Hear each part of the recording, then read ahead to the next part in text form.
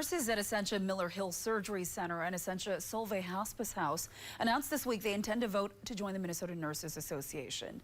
Workers at each of the Essentia facilities filed for a union election Friday because they want a voice in their workplace to improve both working conditions and how care is provided to their patients. These workers joined those at Essentia Health Duluth First Street Clinic and Second Street Clinic who voted to join MNA earlier this year.